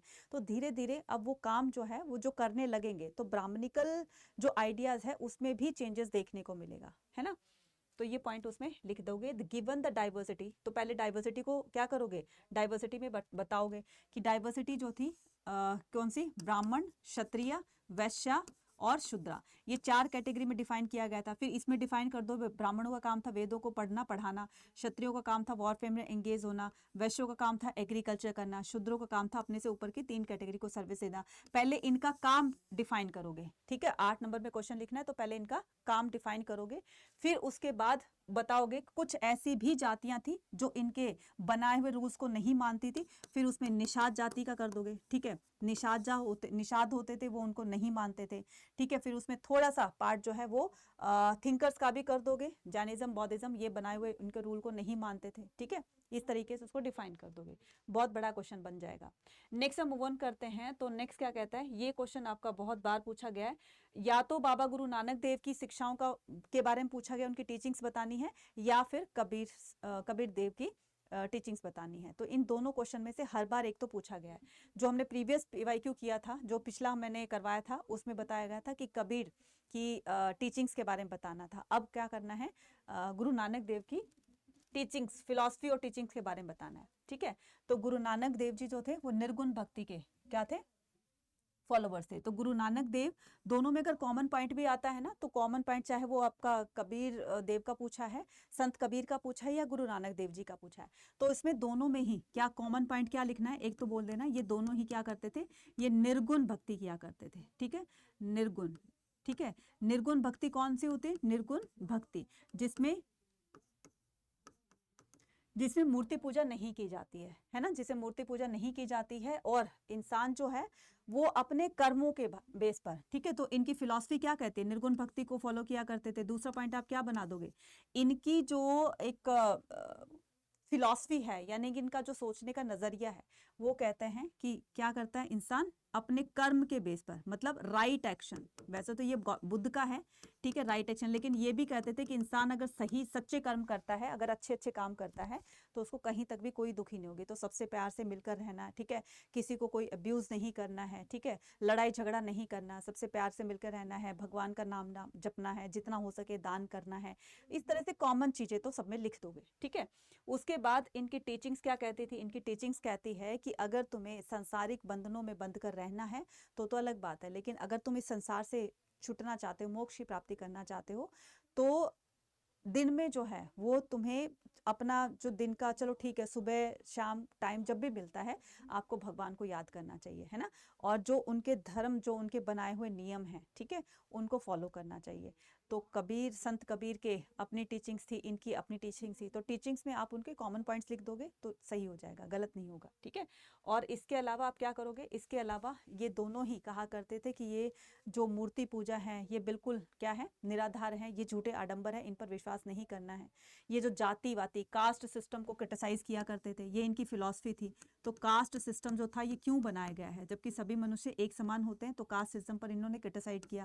दूसरा आप रीबर्थ का कर दोगे, ठीक है, क्या कर दोगे, रीबर्थ का कंसेप्ट यहाँ पर लिख दोगे। ये दोनों कहते थे कि रीबर्थ किसने देखा, आप अपने कर्म को अच्छा कीजिए तो ये जन्म भी और आपका आने वाला जन्म भी बहुत अच्छा हो जाएगा। तो रीबर्थ, ठीक है, ये जन्म मरण का चक्कर ही क्यों है, इंसान अगर मोक्ष की प्राप्ति कर लेगा तो उसका ये आएगा ही नहीं, उसका रीबर्थ, ठीक है। इस तरीके से आप उसमें डिफाइन कर दोगे। तो 4 से 5 पॉइंट हेडिंग बना करके लिखना। अगर आप 8 मार्क्स में कर रहे हो तो बच्चे पहले क्या करना, आपको हेडिंग्स बनानी है ना, हेडिंग्स बनानी है और उसमें लिख दोगे। Explain the belief and the practices of Sufism. ये सूफिज्म की प्रैक्टिसेस, यानी कि लोग सूफिज्म पर क्यों विश्वास करते थे, तो आपको सबसे पहले सूफिज्म को डिफाइन करना है कि सूफी वर्ड को ना अलग अलग हिस्टोरियन ने अलग अलग तरीके से डिफाइन किया है। ये जो सूफिज्म वर्ड है ये इंग्लिश का वर्ड है, ठीक है, ये इंग्लिश का वर्ड है। एक्चुअल में उर्दू में इसको मतलब इस्लामिक धर्म के अकॉर्डिंग इसको क्या कहा जाता है, ये किससे बना है, ये सूफ वर्ड से बना है, ठीक है। ये किससे बना है बच्चे, इसका जो इस्लामिक मीनिंग है वो क्या है, तसव्वुफ, क्या है बच्चे, तसव्वुफ, ठीक है। इसका जो मीनिंग है वो तसव्वुफ है, या इसको ऐसे भी कर सकते हो, तसव्वुफ, ठीक है। तो सूफिज्म को इस्लाम धर्म में तसव्वुफ कहा जाता है। और जो सूफी वर्ड है, कुछ मानते हैं कि ये सूफ वर्ड से निकला है, ठीक है, सूफ वर्ड से निकला है। और एक अनकलर्ड जो धागा होता है, ऊन होती है, जैसे अनकलर्ड होता है, प्योर होती है, वाइट होती है, तो कुछ इसको भी कंसिडर किया गया। तो सबसे पहले आप सूफिज्म को डिफाइन करोगे, ठीक है। उसके बाद सूफिज्म जो है वो कहता है कि जो कुरान की बातें हैं, ठीक है, जो कुरान की बातें हैं, कुरान की बातों को पढ़ करके अच्छे से समझ करके, जो इनके जो वो होते थे स्कॉलर्स होते थे, रिलीजियस माइंडेड पीपल होते थे, जो सूफी संत होते थे, है ना, तो वो क्या करते थे, कुरान में लिखी हुई बातों को एग्जाम्पल्स के थ्रू लोगों को बताते हैं, अपने एक्सपीरियंसेस को ऐड करके उनको बताते हैं, ठीक है, ताकि लोग उसको ज़्यादा अच्छे से समझ सके। अब कोई भी मान लो टीचर है, कोई टीचर आपको एक्सप्लेन कर रहा है, अगर उसके साथ वो एग्जाम्पल दे रहा है, इसका मतलब वो चीज़ें आप ज़्यादा अच्छे से समझ लोगे। सूफिज्म का समझाने का तरीका लोगों का ये था, उनकी टीचिंग्स का जरिया ये था, ठीक है। उसके बाद लोग इन पर बिलीव क्यों करते थे, ठीक है, क्यों करते थे, क्योंकि इनके ब्लेसिंग से, ये जो पीर बाबा वगैरह होते थे, जो सूफी संत होते थे, इनकी ब्लेसिंग से लोगों को ना, लोगों की लाइफ में काफ़ी अच्छे अच्छे जो है वो रिजल्ट मिलते थे। तो इनकी दरगाह पर, जब इनके डेथ के बाद इनकी जो दरगाह बनाई गई, लोग अभी भी उनको मानते हैं, एक पवित्र स्थान की तरह उनको वर्शिप करते हैं, उनकी दरगाह पर जाते हैं, जो भी उनकी विश होती है वहाँ पर जाकर मत्था टेकते हैं, विश को पूरी करते हैं, ठीक है। और उनके रहते जब वो जो है वो ख्वानखा में रहा करते थे, कौन, ये जो इनके जो रिलीजियस माइंडेड पीपल होते थे, ख्वानखा में रहते थे, है ना। तो ये ख्वानखा में शेख रहा करते थे, शेख्स की ब्लेसिंग से इनको काफ़ी ज़्यादा फ़ायदा होता था। और साथ साथ में जब शेख की डेथ हो जाती थी, जैसे शेख मोहिउद्दीन चिश्ती हैं, है ना, तो ऐसे काफ़ी सारे आप सूफी संत के नाम भी इसमें डिफाइन कर सकते हो। तो उनके रहते हुए भी लोगों को फ़ायदा मिल रहा था उनके जीवन में, और उनकी डेथ के बाद जब उनका मकबरा बनाया गया, उनकी जो वो बनाई गई, एक वर्शिप प्लेस बनाया गया, जहाँ पर लोग उनकी जा करके अपनी विश मांगते हैं, दरगाह बनाई गई। तो बाद भी, उनके बाद भी लोग आज तक भी इनकी ब्लेसिंग्स को लेते हैं, ठीक है। इस तरीके से क्या कर दोगे, डिफाइन कर दोगे। एग्जामाइन हाउ द जोतेदार बिकम, ये भी बहुत बार क्वेश्चन पूछा गया है कि आपको एग्जामाइन करना है कि जोतेदार किस तरीके से पावरफुल बने रूरल एरिया में। देखो रीजन क्या था, सबसे पहले जो जमींदार थे, ठीक है, तो स्टार्टिंग कैसे करोगे, आपको बिल्कुल पीछे तक का नहीं लिखना है, ठीक है, और ये बहुत अच्छे से मैंने डिफाइन किया हुआ है। देखो जमींदार को क्या बनाया था, मीडिएटर बनाया गया था, है ना। तो 1857 से 1857 में बैटल ऑफ प्लासी हुआ था, 1857 में बैटल ऑफ प्लासी हुआ था। इस बैटल ऑफ प्लासी से ही क्या कर रहे थे, बैटल ऑफ प्लासी से ही ईस्ट इंडिया कंपनी का रूल जो है वो बंगाल में स्टैब्लिश हो गया था। कहाँ पर, बंगाल में इन्होंने अपनी रूलिंग स्टार्ट कर दी थी, ठीक है। बहुत सारे बच्चे पूछते हैं कि मैडम बंगाल से इन्होंने क्यों स्टार्ट किया, किसी और जगह से क्यों नहीं किया। इसका एक रीज़न ये था कि सिराजुद्दौला, ठीक है, सिराजुद्दौला को उनको रास्ते से हटाना था, क्योंकि वो अपने इंसल्ट का बदला लेना चाहते थे। सिराजुद्दौला ने कलकत्ता में जो कंपनी उन्होंने ओपन करी थी, ईस्ट इंडिया कंपनी में, उसको चारों तरफ से उसको फोर्टिफाइड कर लिया था बिना किसी से पूछे। अब सिराजुद्दौला ने उसकी दीवार को गिरा दिया, इस बात का बदला लेना चाहते थे वो, और सिराजुद्दौला बंगाल का नवाब था। तो इस तरीके से उनको रास्ते से हटाना था, और एक बैटल हुआ, प्लासी का बैटल, जिसमें कि ये डिसाइड मतलब ये कंडीशन रखी गई थी कि जो भी इस बैटल को जीतेगा वही बंगाल पर रूल करेगा। ईस्ट इंडिया कंपनी जो है वो जीत जाती है, सिराजुद्दौला हार जाता है, तो रॉबर्ट क्लाइव की आर्मी सिराजुद्दौला को हरा देती है। इस तरीके से बंगाल में इनकी रूलिंग स्टार्ट हो जाती है। बंगाल में नए नए थे तो इनको कुछ पता नहीं था कि किस तरह से हम इसमें अर्न कर सकते हैं, जो काफ़ी टाइम से हम वर्ल्ड वॉर में पार्टिसिपेट कर रहे हैं, तो काफ़ी नुकसान हुआ इनका, पैसों से भी, और हर तरीके से इनका काफ़ी नुकसान हुआ। लेकिन अब उस नुकसान को कंपनसेट करने के लिए, उसकी भरपाई के लिए किस तरीके का उनको स्टेप उठाना चाहिए नहीं पता था। काफ़ी सोचने के बाद बंगाल में इनको क्या, जमींदार समझ में आता है, ठीक है। जमींदार कौन था बच्चे, वहाँ का हेड था, ठीक है, गांव का हेड होता था, मुखिया होता था, और एक जमींदार के अंडर में करीब करीब 400 विलेजेस आते थे। तो इन्होंने जमींदार को मीडिएटर बनाया। ये जमींदार क्या करेगा, फार्मर से रेवेन्यू कलेक्शन करेगा, और किसको देगा, ईस्ट इंडिया कंपनी को ये रेवेन्यू कलेक्ट करके देगा, ठीक है। उसके बाद क्या था कि थोड़े दिन तो ठीक है, काम चलता रहा, ठीक है, और इसको जो है वो एक फिक्स अमाउंट में, फिक्स रेवेन्यू जो है वो कर दिया गया, जिसको कि परमानेंट कहा जाता है, ठीक है। जमींदार इनको जब ये फार्मर से कलेक्शन करके इनको देगा, तो कभी फार्मर की फसल अच्छी नहीं हुई तो ये क्या कम कम देते थे, ठीक है, कम कम देता था, तो इनके पास भी कम आता था। तो इन्होंने कहा कि यार हमें कम नहीं चाहिए, है ना, एक फिक्स कर लेते हैं कि बस इतना हमें देना है, और इतना अमाउंट चाहिए चाहिए, चाहे वो उनकी फसल अच्छी हो चाहे वो खराब हो, हमें इतना अमाउंट चाहिए। तो इसके लिए एक वो परमानेंट सेटलमेंट को लागू करते हैं, ठीक है। परमानेंट सेटलमेंट को 1793 में लॉर्ड कॉर्नवालिस ने क्या किया था, लागू किया था, ठीक है।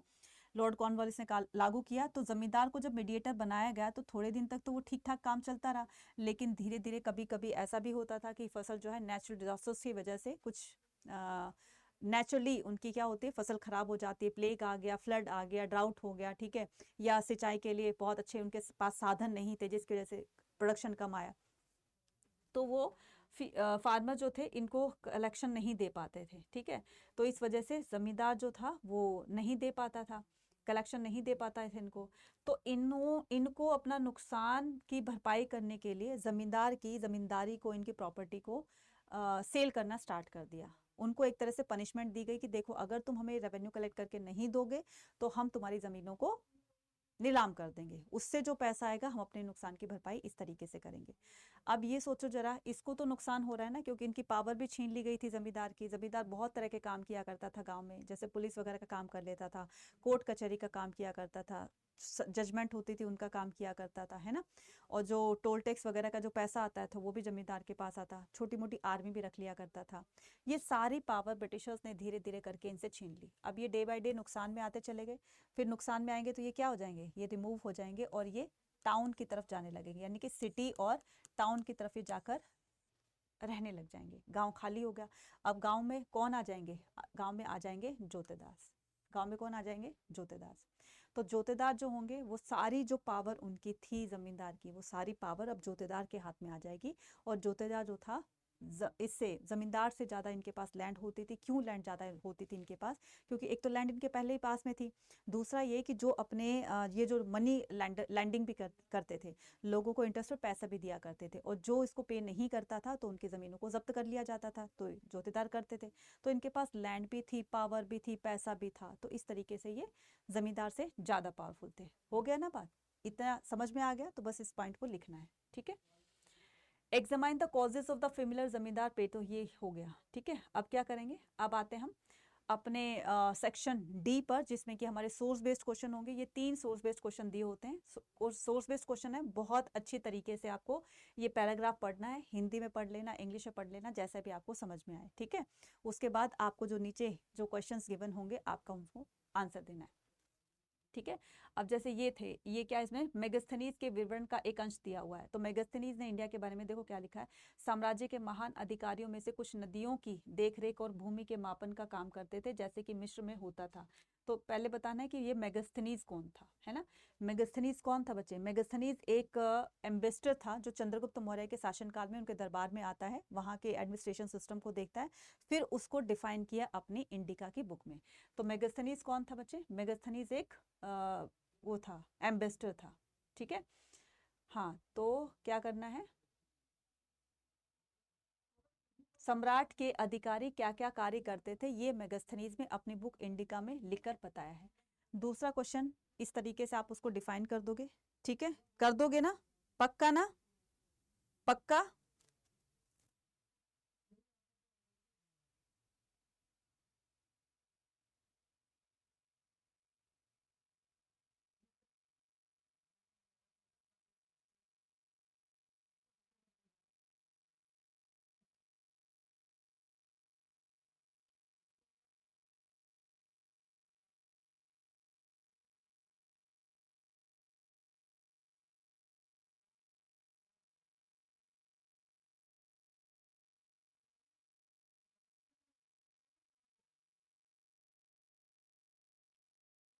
ठीक है,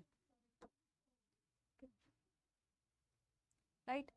और फिर इस तरीके से दूसरा, ठीक है। तो ये इस पैराग्राफ को पढ़ करके, और ये देखो छोटे छोटे आंसर क्वेश्चंस दिए हुए हैं, है ना, इस क्वेश्चंस के आंसर आपको देने हैं। देखो ये तो कॉमन सा क्वेश्चन है कि मेगास्थनीज कहाँ का था, कौन था। तो ये जो आपका सेल्यूकस है, तो उसने राजदूत बना करके और चंद्रगुप्त मौर्य के राज्य में इसको भेजा था, दरबार में इसको भेजा था, वहाँ के एडमिनिस्ट्रेशन सिस्टम को समझ करके और एक तरीके से वहाँ की इन्फॉर्मेशन देनी थी, ठीक है। और मेगास्थनीज की बुक का नाम क्या था, इंडिका। तो ये पूछा नहीं गया है तो लिखोगे नहीं। निरीक्षण अधिकारियों की भूमिका क्यों थी, महत्वपूर्ण क्यों थी, वो यहाँ से आप आंसर कर दोगे। इस तरीके से आपके ना 3 क्वेश्चन दिए होंगे, क्वेश्चन नंबर 31, 32 और 33, ठीक है। ये इंग्लिश में है और ये आपका हिंदी में है, ठीक है। तो इन तीनों को अच्छे से पढ़ करके आपको क्या करना है, इस तरीके से डिफाइन कर देना। अब हम अपने सेक्शन डी ई पर आते हैं। सेक्शन ई में क्या बताया गया है, आपका एक मैप बेस्ड क्वेश्चन दिया होगा, उस मैप बेस्ड क्वेश्चन में आपके 2 तरह के क्वेश्चंस पूछे जाएंगे। एक तो 3 प्लेस आपको बताने हैं कि जो इसमें पूछा गया है, और 2 जो होंगे क्वेश्चन आपके 2 मार्क्स जो कैरी करेगा वो आपको A B करके ना उसमें दिया गया होगा। तो आपको बताना है इस तरीके का। देखो, भारत के दिए गए राजनीतिक रेखा मानचित्र निम्नलिखित को उपयुक्त चिन्हों से अंकित कीजिए उसके नाम। तो कालीबंगा बताना है आपको कहाँ पर है, ठीक है, बरहोत बताना है और उसके बाद अजमेर बताना है। अगर ये नहीं बता सकते तो ये बताना है आपको क्या करना है, विजयनगर कृष्णदेव राय की राजधानी, ठीक है, ये बताना है। उसके बाद ये क्या करना है, सेकंड क्वेश्चन है 1857 का रिवोल्ट। मैंने कहा ना ये रिबेल्स और राज और जो फर्स्ट चैप्टर है ब्रीक बीट्स एंड बोन्स, इसमें से आपके मैप क्वेश्चन हमेशा बनते हैं, तो इनको अच्छे से कीजिएगा, ठीक है। अब हम चलते हैं अपने मैप क्वेश्चन की तरफ, ठीक है। तो ये मैप कालीबंगा, भरोत और अजमेर, ठीक है। तो पहले हम इन तीनों को लोकेट करते हैं, ठीक है। कालीबंगा कहाँ पर है, जल्दी से मुझे कमेंट सेक्शन में लिखकर बताओ। मैडम ये तो राजस्थान में है, बिल्कुल सही, ठीक है। राजस्थान में क्या है बच्चे, कालीबंगा। तो कालीबंगा राजस्थान में आप लोकेट कर देना, थोड़ा बहुत इधर उधर हो जाए कोई दिक्कत नहीं है। तो यहाँ पर क्या कर दोगे, ये पूरा का पूरा क्या है, ये राजस्थान है, ठीक है। ये क्या है, राजस्थान, ठीक है। ये क्या है, गुजरात, गुजरात में मत कर देना, ये राजस्थान है। और यहाँ पर कालीबंगा आप उसको लोकेट कर दोगे, ठीक है, कालीबंगा। ये जो इधर उधर हो जाएगा ना तो कोई घबराने वाली बात नहीं, डरने वाली बात नहीं है, तो आप उसको लोकेट कर देना, मार्क्स मिल जाएंगे, ठीक है। उसके बाद भरोत। अभी जो भरोत है ये कहाँ पर है बच्चे, ये आपका एमपी में पड़ता है, ठीक है। ये कहाँ पर, एमपी में। तो ये जो भरोत है आपका, ये भरोत है क्या, ये सांची स्तूपा है, सॉरी स्तूपा है। ये भरोत में एक स्तूप बनाया गया है जिसको भरोत स्तूप कहते हैं, जहाँ पर गौतम बुद्ध के बॉडी रेलिक्स दफनाए गए। तो ये एमपी में है, ठीक है। ये मध्य प्रदेश है और यहीं पर क्या है, भरौत, ठीक है। वहीं पर क्या है, भरौत, जो भी है।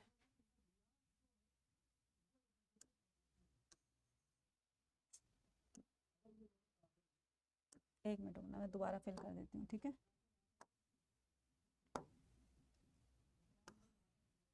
यहाँ पर क्या है, भरौत है। अरे भाई क्या हो गया,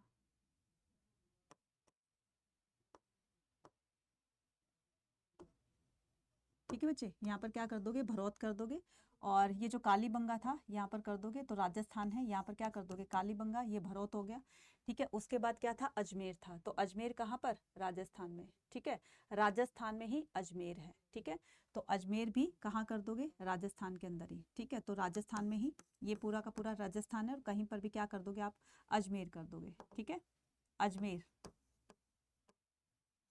ठीक है। उसके बाद क्या है आपका, ए और बी में दिया गया है। तो ए में दिया गया 1857 के रिवोल्ट को आपको ये बताना है कि ये कौन सी जगह है, ये बिहार है, आरा बिहार, ठीक है। ये क्या है, आरा बिहार। तो आरा बिहार से कौन लीड कर रहा था, आरा बिहार से जो है वो 1857 के रिवोल्ट को कौन लीड कर रहा था, आरा बिहार से राजा कुंवर सिंह, ठीक है। कौन कर रहे थे, राजा कुंवर सिंह।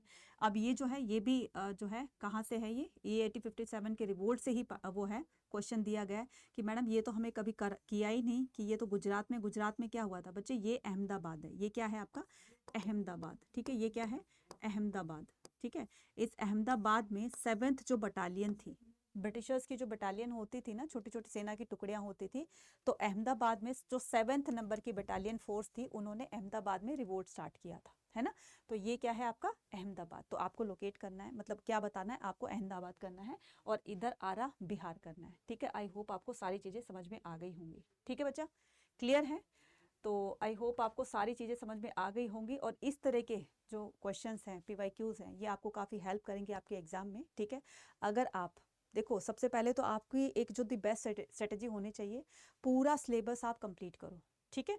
जब पूरा सिलेबस आपका कंप्लीट हो जाए, जो भी है आपका, स्टेट बोर्ड से हो या फिर आप सीबीएसई बोर्ड से हो, तो सबसे पहले अपना जो भी सब्जेक्ट है उसका सिलेबस कंप्लीट करो। सिलेबस कंप्लीट करने के बाद फिर आप क्या करनी है, रिवीजन करनी है। रिवीजन करने के बाद आपको प्रैक्टिस करनी है। तो ये 3 स्टेप है ना, यही आपको आपकी मंजिल तक यानी कि बहुत अच्छा स्कोर करा सकते हैं। और ये सारी चीज़ें, चाहे वो आपका सीयूटी एग्जाम, कोई भी एग्जाम है, तो सबसे पहले हमें उस एग्जाम के लिए जो भी सिलेबस, गिवन सिलेबस होता है, उसको कंप्लीट करना होता है। हर टॉपिक को, हर कंसेप्ट को अच्छे से क्लियर करके रहना चलता होगा। उसके बाद आपको भी पता है कि इस बार जो आपके बोर्ड एग्जाम प्लस आपका सीयूटी एग्जाम है, उसमें आपकी अंडरस्टैंडिंग को चेक किया जाएगा, खास करके बोर्ड एग्जाम में, ठीक है। तो बोर्ड एग्जाम में अब वो रट्टाफिकेशन नहीं चलेगा, आपको समझ लेकर जानी होगी, और उस समझ के सिचुएशनल क्वेश्चंस दिए जाएंगे कि आप बताओ इस सिचुएशन में होते तो कैसे इसको हैंडल करते, क्या ओपिनियन रहेगी। तो आपको बहुत सोच समझकर वो आंसर देना है, ठीक है। तो अगर आप एक अच्छी तैयारी करके जाओगे तो आपके अंदर ना वो कॉन्फिडेंस भी रहेगा, है ना। तो आप कॉन्फिडेंट भी हो जाओगे कि भाई मेरी तैयारी पूरी तरीके से अच्छी है और अब मैं बिल्कुल धुआंधार तरीके से मैं अपने क्वेश्चंस के आंसर देकर आऊंगा, है ना। फिर उसके बाद सब्जेक्ट कंप्लीशन के बाद आपको रिवीजन लगानी है, फिर आपको प्रैक्टिस करनी है। तो ये 3 जो स्टेप्स हैं वो हर एग्जाम के लिए आपके लिए बेनिफिशियल होंगे, ठीक है। इनको जरूर से फॉलो कीजिएगा।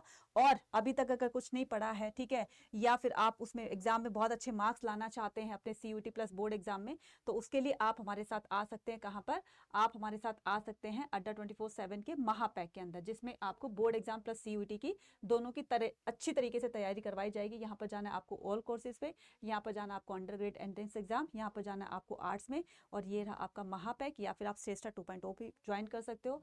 महापैक में जो है वो सारी बैचेस जो है महापैक वालों को, ये जो सिंगल बैचेस होते हैं, सारे बैचेस आपको फ्री मिलेंगे। CUT के एग्जाम तक जितने भी बैच आएंगे महापैक वालों को वो फ्री ऑफ कॉस्ट मिलेंगे। इससे आप अपनी बोर्ड एग्जाम प्लस आपकी CUT की तैयारी दोनों कंप्लीट करोगे। स्टेट बोर्ड वालों के लिए, क्योंकि उन्होंने NCERT को बहुत अच्छे से नहीं पढ़ा है, ठीक है, तो CUT में तो NCERT ही पूछी जाएगी। तो अब उस सिचुएशन में उनके पास तो एक ही रास्ता है कि वो NCERT को अच्छे से पढ़े। और अच्छे से कहाँ पढ़ाया जा रहा है? यहाँ पर पढ़ाया जा रहा है। यहाँ पर आपका सिलेबस कंप्लीट भी होगा, साथ में फिर आपकी रिवीजन भी होगी, और फिर आपको बाद में प्रैक्टिस भी कराई जाएगी। तो एक बहुत अच्छी आप प्रिपरेशन लेकर जा सकते हो अपने दोनों एग्जाम के लिए। इसको बाय करने के लिए मैं कूपन कोड बता रही हूँ, जिस पर आपको मैक्सिमम डिस्काउंट मिलेगा। Y489 कूपन कोड लगा देना। Y489 कूपन कोड को आपने अप्लाई किया। अब ये जो महापैक है ये कितने का हो गया बच्चे? ये हो गया आपका 9129 का, जिसमें कि आपको सारे सब्जेक्ट पढ़ाए जाएंगे। ना सिर्फ आपके आर्ट्स के सब्जेक्ट होंगे, बल्कि आपका लैंग्वेज और GT भी पढ़ाया जाएगा, जो कि आपके CUT में काम आने वाले हैं। क्योंकि आपके बोर्ड एग्जाम के बाद आपको इतना टाइम नहीं मिलेगा कि आप CUT का जो है वो प्रिपेयर कर सकें अच्छे से, एक अच्छी नॉलेज लेकर जा सके। तो उसके लिए अभी से अपनी प्रिपरेशन स्टार्ट कर दीजिए, ताकि अभी से प्रिपेयर करके और बाद में आप एक अच्छे रिवीजन लेकर जा सकें। मिलते हैं अपने नेक्स्ट वीडियो में। टिल देन टेक केयर बच्चे, बाय बाय।